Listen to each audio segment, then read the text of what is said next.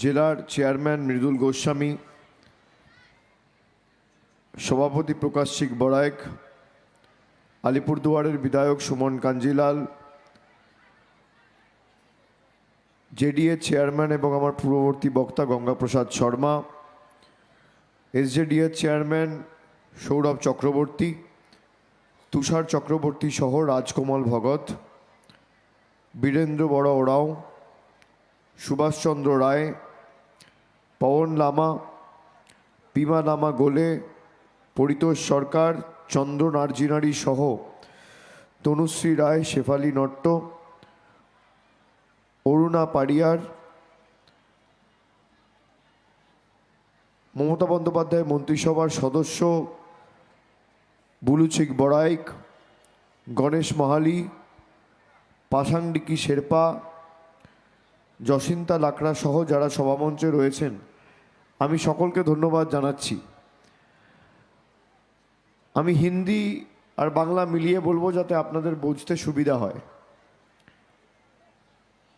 আমি প্রথমেই আপনাদের ধন্যবাদ জানাচ্ছি যারা আজকে সভাস্থলে এসে পৌঁছেছেন, এবং আজকে আমি আলিপুরদুয়ারে সকালবেলা প্রবেশ করেছি কুমারগ্রাম হয়ে।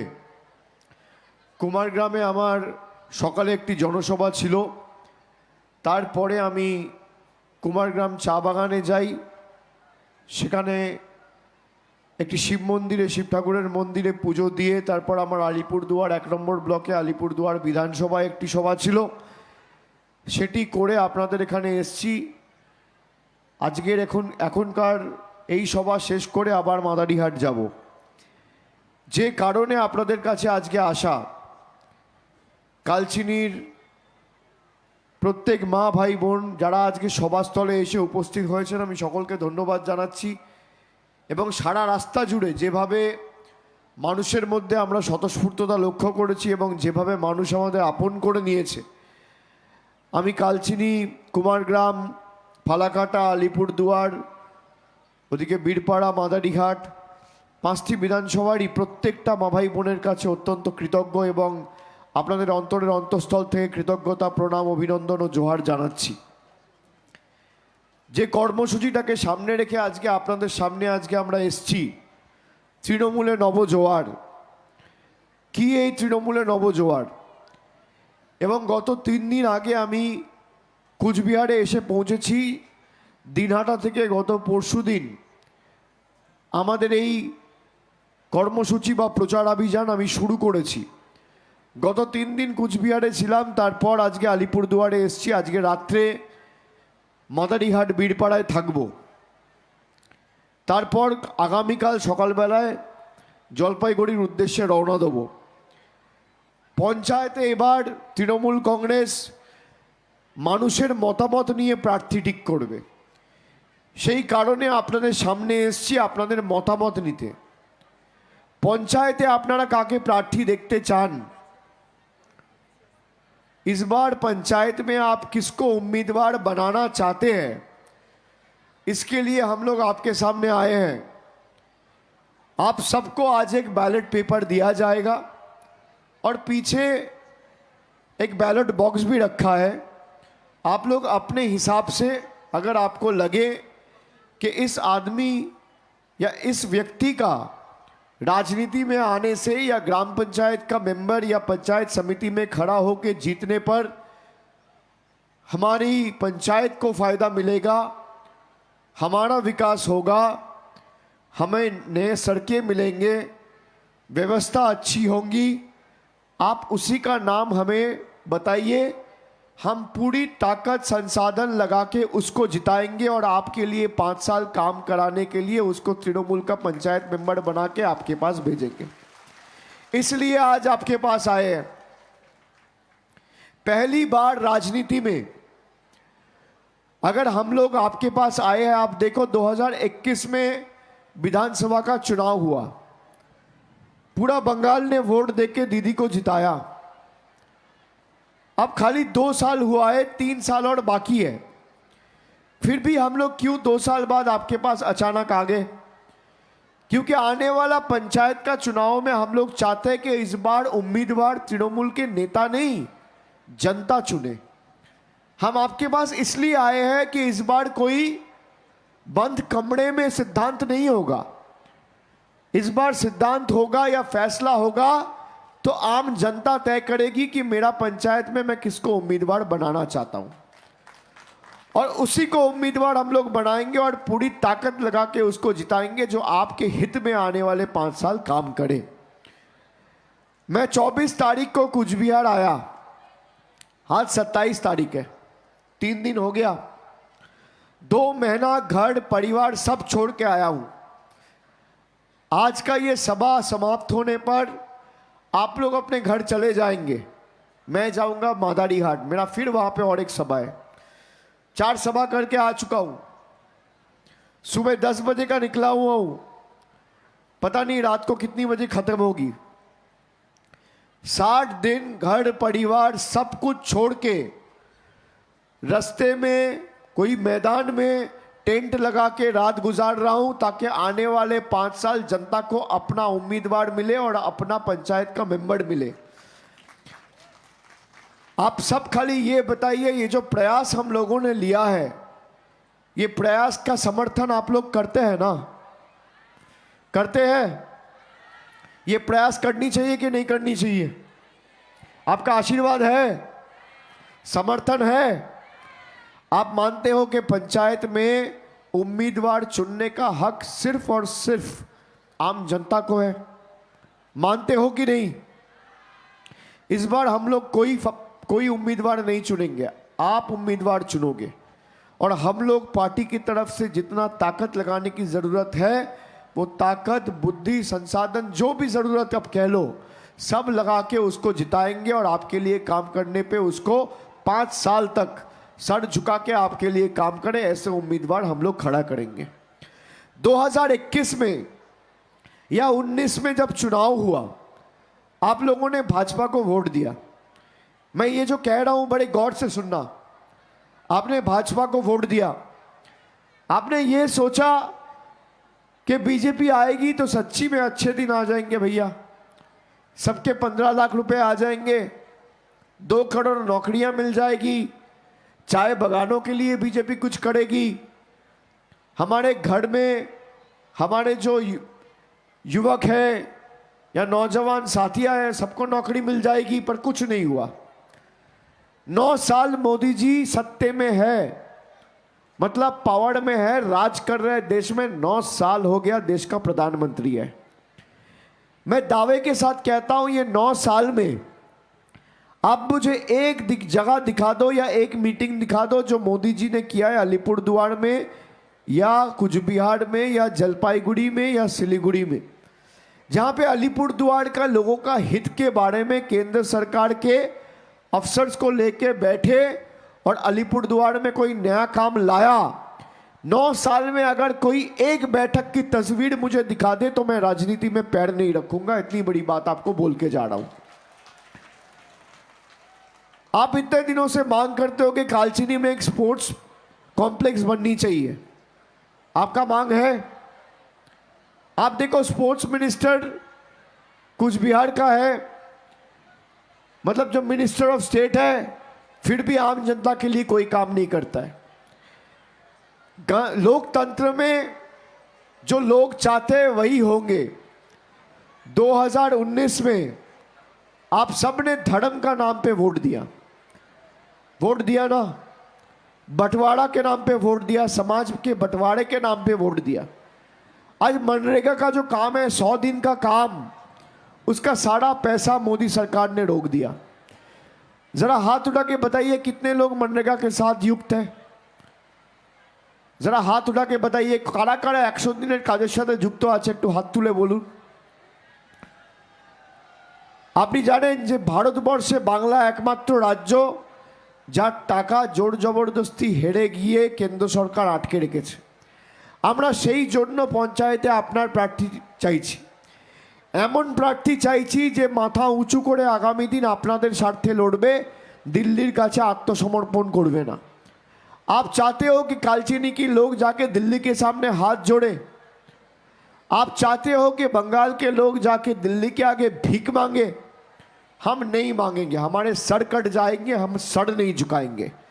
अगर सर झुकाएंगे तो माता पिता के आगे झुकाएंगे, भगवान के आगे झुकाएंगे, लेकिन दरिंदों के आगे सर नहीं झुकाएंगे।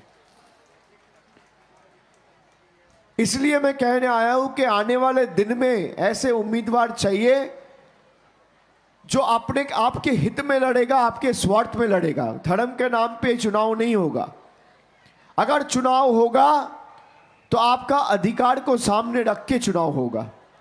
अगर चुनाव होगा तो आपका तरक्की को सामने रख के चुनाव होगा कि मेरे गांव में रास्ते बनने चाहिए, मेरे घर में 100 दिन का जो पैसा दिल्ली सरकार, मतलब दिल्ली की केंद्र की सरकार रोक के रखी है, उसको बंगाल को देना पड़ेगा।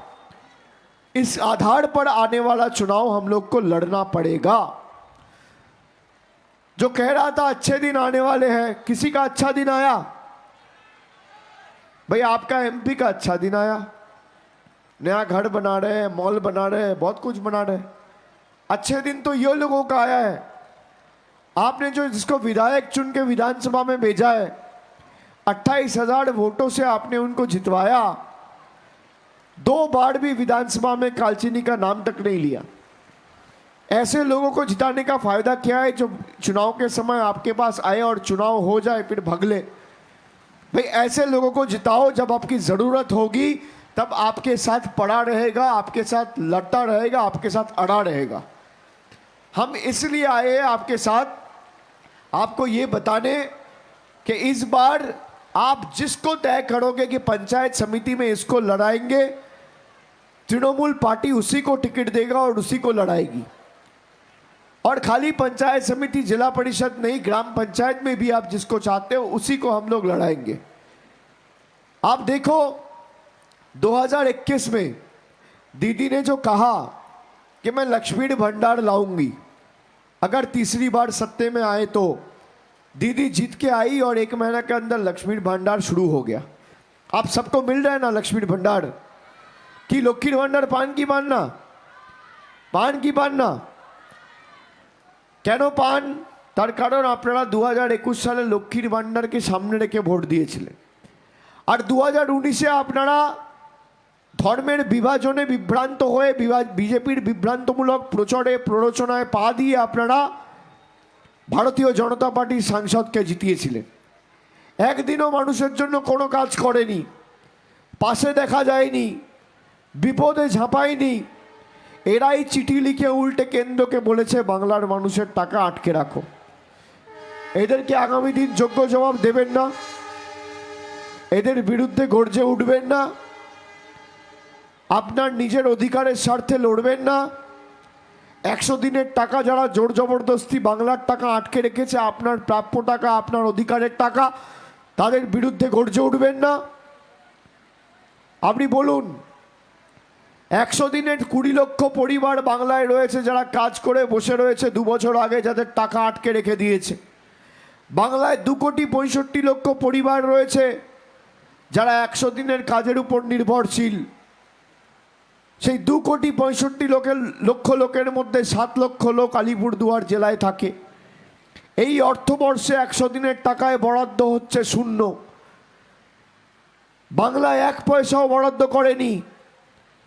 আগামী দিন আপনারা চান যে দিল্লির বুকে আমরা বৃহত্তর আন্দোলন গড়ে তুলি?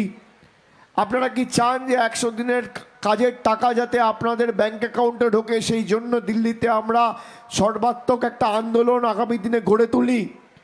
যদি চান আপনারা, আমি অনুরোধ করব যে এই আলিপুরদুয়ার জেলায় যে 7 লক্ষ মানুষ রয়েছে, কমপক্ষে 5 লক্ষ চিঠি আমাকে তৈরি করে দিন প্রধানমন্ত্রীর উদ্দেশ্যে আর গ্রাম উন্নয়ন মন্ত্রীর উদ্দেশ্যে। আমি সেই চিঠিগুলো নিয়ে দিল্লিতে যাব এবং 2 মাস হোক, 4 মাস হোক, 6 মাস হোক, কোনো মন্ত্রীর ক্ষমতা নেই যদি 1 কোটি চিঠি বাংলা থেকে গিয়ে দিল্লিতে পৌঁছায় তাহলে কানে তুলো গুজে দরজা বন্ধ করে বসে থাকবে। 2 মাস, 4 মাস, 6 মাস, যতদিন লড়াই করার করব। আপনাদের অধিকারের টাকা দিল্লির বুক থেকে আমরা ছিনিয়ে আনবো যদি মানুষ সমর্থন করে। কিন্তু আপনাদের সমর্থন না থাকলে কোনোদিন এটা সম্ভব হবে না। মানুষ চাইলে অসম্ভবও সম্ভব হয়। আর গণতন্ত্রে গণদেবতা মানুষই শেষ কথা বলে। শাসক শেষ কথা বলে না, বিরোধী শেষ কথা বলে না, মুখ্যমন্ত্রী বলে না, প্রধানমন্ত্রী বলে না, সাধারণ আম জনতা খেটে খাওয়া মানুষ বলে।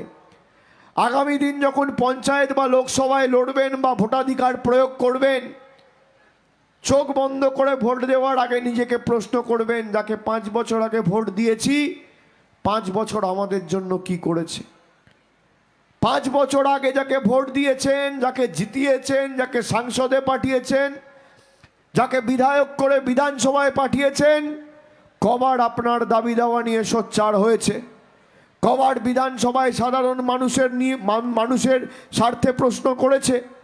কটা নতুন প্রকল্প আনতে পেরেছে? কেন্দ্র সরকার 9 বছর ধরে বিজেপি চালাচ্ছে। জন বার্লা আজকে এতদিন ধরে প্রতিমন্ত্রী কেন্দ্র সরকারের, 10 পয়সার কোনো বাড়তি প্রকল্প এই আলিপুরদুয়ারের মানুষের জন্য আনেনি। সারা দেশ ঘুরে বেড়াচ্ছে, ফুর্তি করছে মানুষের টাকায়। মন্ত্রীদের তো টাকা লাগে না, যাওয়া আসা, ঘোরা, থাকা, খাওয়া, ফোন সব ফ্রি। আপনারা ভোট দিয়ে যার হাত শক্ত করলেন, সেই জনবাড়লা চিঠি লিখে গিরিরাজ সিংয়ের দপ্তরকে বলছে আলিপুরদুয়ারের টাকা বন্ধ করে দাও, বাংলার টাকা বন্ধ করে দাও। তার কারণ 2019-এ যখন ভোট হয়েছিল, আপনারা কেউ আপনাদের অধিকারকে সামনে রেখে ভোট দেননি। এই ভুল আপনারা করেছেন, এর পুনরাবৃত্তি যাতে না হয় এটা আপনাদের সকলকে সুনিশ্চিত করতে হবে। আর আমরা সুনিশ্চিত করতে চাই যে আগামী দিন পঞ্চায়েত নির্বাচনে সিপিএম যেভাবে সুপরিকল্পিতভাবে সন্ত্রাসকে 77 সাল থেকে পঞ্চায়েতে ঢুকিয়ে দিয়ে গেছে, সেটাকে চিরতরে বিদায় দিয়ে যাতে আগামী দিন যোগ্য ব্যক্তিকে যোগ্য পদে বসিয়ে মানুষের পঞ্চায়েত, প্রগতিশীল পঞ্চায়েত গড়তে পারি। এই আলিপুরদুয়ার জেলায় 64টা গ্রাম পঞ্চায়েত রয়েছে। এই 64টা গ্রাম পঞ্চায়েতের মধ্যে আমরা 21টায় জিতেছি, 43টায় হেরেছি। गत विधानसभार फलेर निरीखे यदि आपनी देखें, अगर आप देखो तो अलीपुरदुआर जिला में 64 ग्राम पंचायत है। इस 64 ग्राम पंचायत में 2021 के विधानसभा का चुनाव के नतीजे अगर आप देखो तो हम 21 में विजयी रहा है और 43 पंचायत में हम लोग हारे हैं। मतलब 43 पंचायत में हम लोग हारे हैं और 21 पंचायत में हम लोग जीते हैं। अभी 1 महीना पहले दीदी ने पथश्री रास्ताश्री कल के एक प्रकल्प शुरू किया है, जहाँ पे पूरे बंगाल में 12,000 किलोमीटर ग्रामीण सड़कें बन रही है। अब देखो, मोदी जी को बंगाल में हार गए और बंगाल का पैसा रोक दिया। आपने अलीपुरदुआर का एमपी बना के किसी को मिनिस्टर बनाया, वो खत लिख के मोदी जी को बोले भाई अलीपुरदुआर के लोगों के पैसे रोक दो। मोदी जी 2019 में जीत के आए, 21 में चुनाव लड़ने आए, बंगाल में बुरी तरह से हार गए और बंगाल के पैसे रोक दिए। हम लोग भी 2021 में अलीपुरदुआर में हारे हैं, 5 के 5 सीटें में हारे हैं। 64 पंचायत में 21 में जीते हैं, 43 में हारे हैं। पर दीदी ने जब पथश्री किया, हर एक पंचायत में रास्ते बन रहे हैं और जो 43 पंचायत में तृणमूल हारे हैं उसमें 2-2 रास्ते बन रहे हैं। मैं दावे के साथ कह सकता हूं, एक भी हम लोग बाकी नहीं रखा। यही तो फर्क है, नजरिया का फर्क है, मानसिकता का फर्क है, प्रयास का फर्क है, कर दिखाने का जज्बे का फर्क है। और मैं मानता हूं कि हमारे सरकार, एक बार सरकार बनती है, चुनाव तो होते रहेंगे, पर एक बार अगर सरकार बनती है, उस सरकार का काम है लोगों का हित में काम करना। उसका कोई धर्म नहीं है, कोई मजहब नहीं है, एक ही धर्म है, जनता का सेवा करना, और उससे बड़ा कोई धर्म नहीं है। मैं आपको आज एक नंबर भी देके जाऊंगा, क्योंकि बारिश शुरू हो गया, मौसम ठीक नहीं है। जो लोग अपना वोट डाल पाए वो अपना वोट आज ज़रूर डालिए। जो लोग अपना नाम बताना चाहते हैं वो लोग अपना किसको उम्मीदवार बनाना चाहते हैं आप नाम ज़रूर बताइए, लेकिन आप निश्चित रहो आपका कोई मतलब आपका परिचय सामने नहीं आएगा, আপনার পরিচয় গোপন থাকবে। আর আমি একটা নম্বর দিয়ে যাচ্ছি, যাদের অসুবিধা হবে মতামত জানাতে, বৃষ্টি যেহেতু শুরু হয়েছে আপনারা ফোন করে সেখানে আপনাদের মতামত জানাতে পারেন। আমি নাম্বারটা বলছি, আপনারা লিখে दिन। मैं एक नंबर आप सबको बता रहा हूँ, ये नंबर आप लिख लीजिए, घर जाके अपने सुविधा के हिसाब से उस नंबर में फ़ोन करिए और अपना पंचायत में किसको आप खड़ा करना चाहते हैं हमें फ़ोन करके बताइए। अगर आप यहाँ पे अपना सुझाव नहीं दे पाए तो नंबर लिख लीजिए, नंबरটা लिखे दिन 7887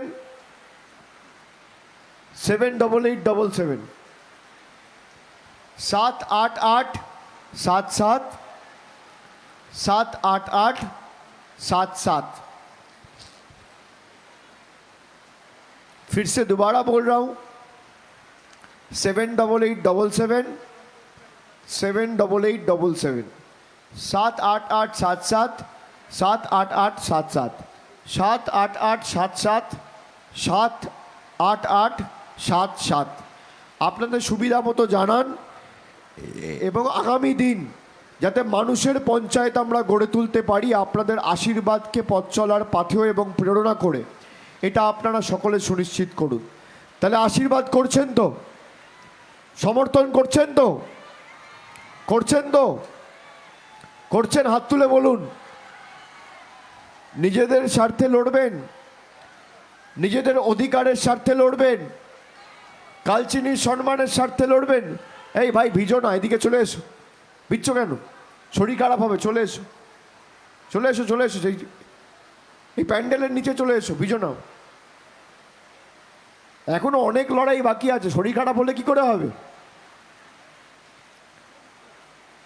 তো হাত তুলে বলুন সমর্থন করবেন, নিজেদের স্বার্থে লড়বেন, নিজেদের অধিকারের স্বার্থে লড়বেন, নিজেদের পঞ্চায়েত গড়ে তুলবেন, নিজেদের গ্রামের স্বার্থে লড়বেন। লড়বেন তো? জবাব দেবেন, তৃণমূলের হাত শক্তিশালী করবেন, করবেন, নিজের অধিকার বুঝে নেবেন, দিল্লিতে বৃহত্তর আন্দোলন গড়বেন, নিজের পাওনা দিল্লির বুক থেকে ছিনিয়ে আনবেন, আর যারা আপনার সাথে প্রতারণা করেছে তাদেরকে উপড়ে ফেলবেন।